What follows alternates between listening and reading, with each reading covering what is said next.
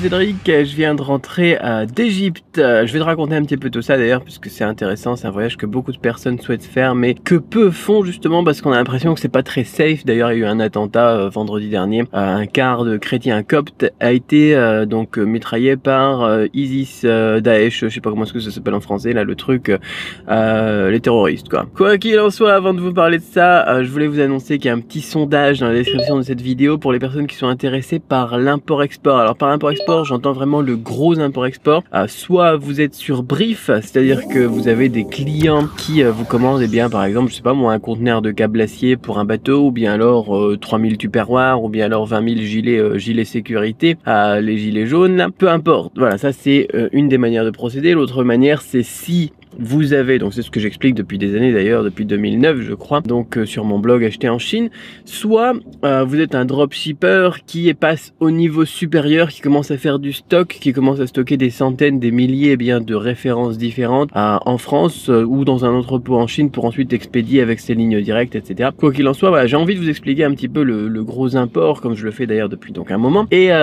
pour ça je voudrais bien vous poser quelques questions pour voir si l'audience que j'ai aujourd'hui c'est toujours la même que celle que j'ai depuis à peu près une dizaine d'années donc sur mon blog, donc vis-à-vis de vos problématiques. Est-ce que vous êtes surtout d'ailleurs des dropshippers qui passaient au niveau supérieur, ou est-ce que vous travaillez plus sur brief, etc. Je ne sais même pas maintenant parce qu'il y a beaucoup de monde donc qui s'est rajouté sur mes listes et sur mes followers depuis depuis 2017 notamment. Du coup voilà, j'ai un petit sondage dans la description de cette vidéo. Si l'import-export ça vous intéresse, eh bien répondez-y, ça me permettra de mieux orienter les contenus que je vais publier donc sur cette chaîne, les emails que je vais envoyer, etc. Voilà, pour revenir à l'Égypte, donc c'est un voyage que je voulais faire depuis un moment, et on est toujours un petit peu flippé parce que justement voilà, là il y a eu un bus qui s'est fait mitrailler par des terroristes. On connaît aussi les tensions du côté de la bande de Gaza. On sait aussi qu'il y a des conflits du côté du mont Sinaï entre policiers et militaires notamment. Tout ça n'inspire pas vraiment confiance pour aller développer le tourisme égyptien. Mais en fait, pour faire simple, ça va. On est parti nous de Bangkok avec un vol direct vers Le Caire. On est resté que au Caire. On s'est pas fait les temples de Luxor, Hassan et compagnie. Je sais, on devrait les faire et on va les faire donc très prochainement. On est parti cette fois-ci un peu à l'aventure, mais de manière rassurée quand même, parce qu'on est parti donc avec quelqu'un sur place. On avait aussi donc un chauffeur, une voiture qu'on a louée aussi donc pour ce chauffeur. On était récupéré à l'hôtel et on s'est mis en route. Voilà les images donc du voyage très rapidement.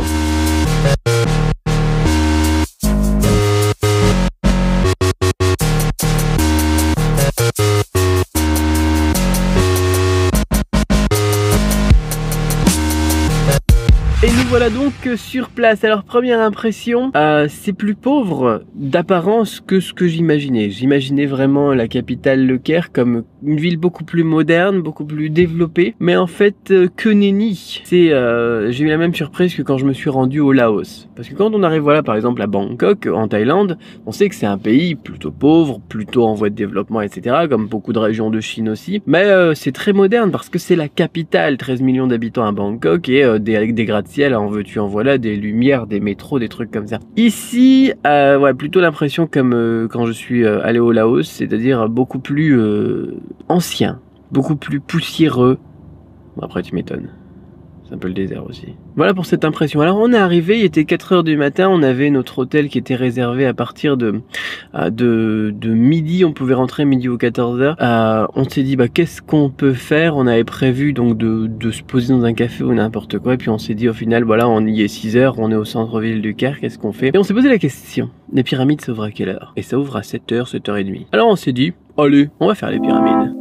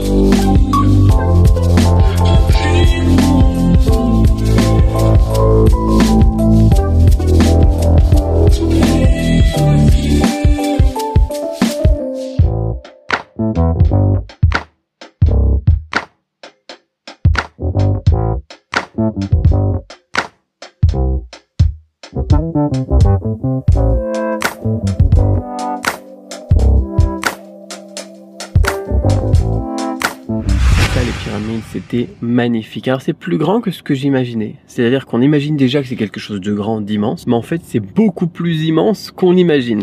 Ça me fait rire parce que quand on était dans la voiture, le chauffeur il nous fait bah tiens regarde à la fenêtre, il y a les pyramides là-bas au loin. Et puis donc moi je m'attends à trouver une pyramide, un petit truc au loin dans le décor quoi. Il m'a dit à quelques kilomètres quoi. Et au final ça prenait quasiment la moitié de mon champ de vision sur la gauche dans la fenêtre quoi. Le truc c'est juste énorme.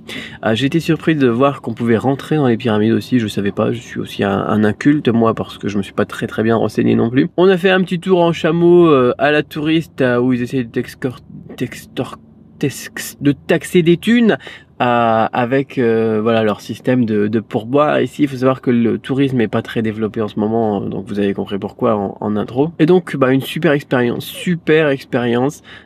c'était vraiment bon voilà. Après c'était le cliché, on est allé quelques jours après. Bah je vous intéresse, si ça vous intéresse l'Égypte et puis que je vous détaille un petit peu ce voyage, je vous en reparlerai dans une autre vidéo. Et donc on a visité les tombeaux et tout de Saqqara quelques jours plus tard. Là on s'est vraiment fait que les pyramides et le Sphinx. Ça valait vraiment le détour, c'était magnifique. Et ensuite on s'est posé à l'hôtel.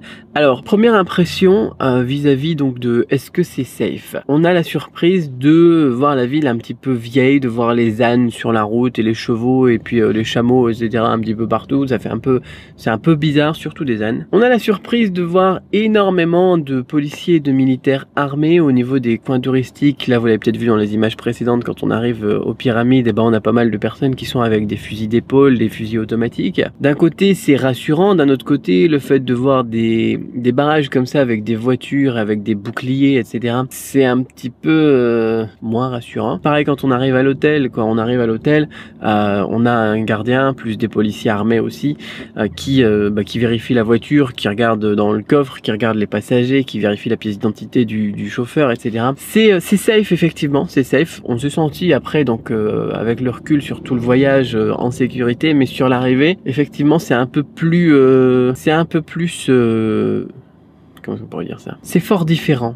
C'est fort différent de ce qu'on a l'habitude de vivre en Occident ou en Chine ou moi j'ai vécu j'ai fait 3 continents au final, aux États-Unis aussi, l'Amérique du Nord. J'avais jamais eu l'occasion de vivre ça. Je sais pas comment c'est dans les pays avoisinants. Je pense notamment Algérie, Maroc, vous me direz, pour ceux qui connaissent le Maroc, j'irais bien faire un saut au Maroc moi. Donc quoi qu'il en soit, voilà, ça surprend, mais on se sent vachement en sécurité quand on reste bien donc dans la capitale et dans les hôtels et puis dans les coins touristiques. Voilà, si vous avez des questions sur l'Égypte, n'hésitez pas à les poser, on en parlera dans la prochaine vidéo.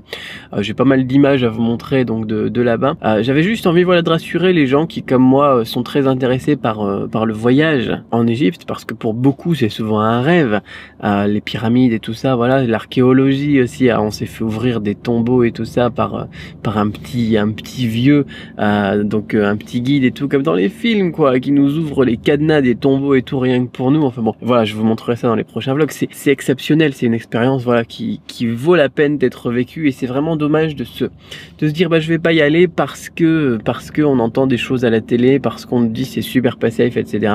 Au final c'est plutôt safe, sécurisé quoi, pour ceux qui parlent pas anglais, parce que j'ai dit safe pendant toute la vidéo. Voilà mes premières impressions donc sur ce voyage en Égypte. Si ça vous intéresse ce genre de vidéo, dites-le moi. J'ai fait pas mal de vidéos de voyage aussi l'année dernière quand je suis allé à New York aussi, j'avais filmé comme là aujourd'hui quand on était allé à Koh Phi Phi aussi, une petite île de Thaïlande qui est vraiment magnifique. Et puis je vous ai pas montré, je vous ai pas emmené avec moi. Si ça vous intéresse, je vous en parlerai aussi dans les prochaines vidéos. Après vous en reparler de l'Égypte, on va pas tout mélanger aussi. En plus donc de choses au sujet du business. Voilà, aujourd'hui on parle pas business. Moi je rentre de vacances, je suis complètement claqué avec le décalage horaire. Souvent c'est comme ça quand on va vers l'ouest, ça se passe très bien. On est arrivé en Égypte, on a carburé pendant les 6 jours entiers qu'on a passé sur place. Mais alors le retour à chaque fois quand tu te prends le décalage horaire dans l'autre sens, quand tu vas vers l'Asie, c'est juste horrible. C'est horrible.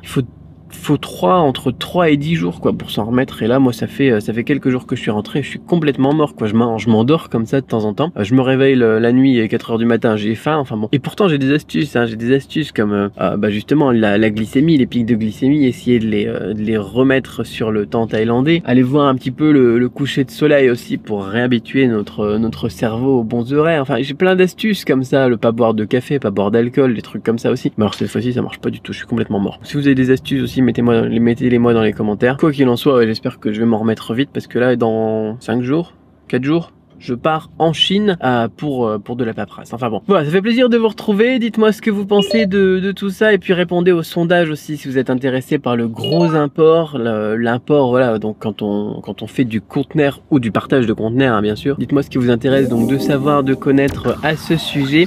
Je vais mettre à jour aussi ma formation import que j'avais créée en 2012 je crois, pour lui donner un petit coup de neuf. On va travailler donc là-dessus avec Fabien Decinq, vous connaissez je suppose, on en a déjà parlé sur cette chaîne. C'est tout, je vous laisse, c'est un peu désorganisé cette vidéo d'aujourd'hui mais c'est pas grave. De toute façon je suis fatigué, décalage horaire, tout ça, j'ai des bonnes excuses. À très vite pour une autre vidéo, bye bye.